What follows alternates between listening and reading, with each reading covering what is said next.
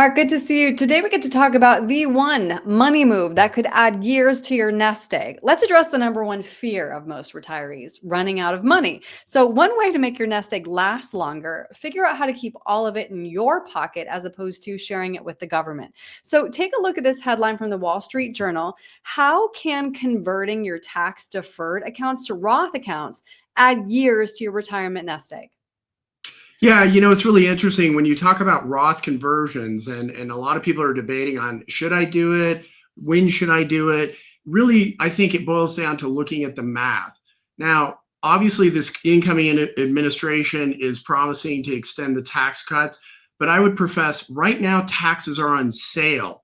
So what we want to consider is to extend the life of our plans, because eventually tax rates are going to go up because it is the math. The deficits are just too high and they have to raise taxes to cover that, because we are going to get to a tipping point. So if we look at paying the taxes now, and then ultimately when we take it out down the road, when tax rates are much lower, we have more net spendable cash flow, therefore extending the longevity of our assets, particularly if we live too long. So yeah, people need to start looking at this and need to start looking at the math, because it does make sense.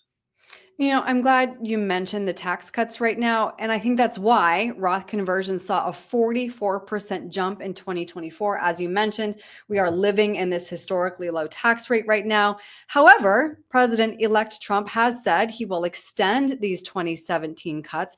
So is it still pressing? Should we still be considering a conversion right now? Well, yeah, absolutely. Because when you look at, depending on if we've been really good savers, the challenge is we've got a lot of money in that tax deferred bucket. Mathematically, yeah, it doesn't make sense to convert it all at once. So now we've got lower brackets where, again, we're paying less taxes, and we've got an extended window of opportunity to do it over a longer period of time. So, what are some risks or downsides to Roth conversions that retirees should keep in mind? Well, I think it's some of the big, there's a number of risks, and everything has pros and cons.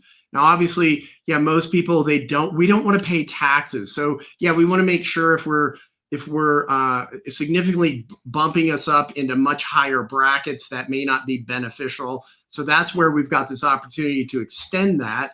The other thing is, if we're on Medicare or getting close to Medicare, we may go over those limits where now we have what we call IRMA, or we pay surcharges on our Medicare Part B premiums. The other thing I think I would point out is if we convert, and let's say we convert and we own a stock, XYZ stock, whatever it is, and we convert it at 100,000, but 3 months later it's trading at 80,000. That's the value. Well, we're still going to have to pay taxes on that 100,000, even though our asset value is only 80. So we want to be cognizant of that as well in terms of what we actually convert. A lot to consider here, but I think it's apparent that the time to consider it is now. So, Mark, if somebody wants to crunch the numbers with you, what's the best way to reach you? Well, they can reach out through the phone. Our phone number is 303-681-0113.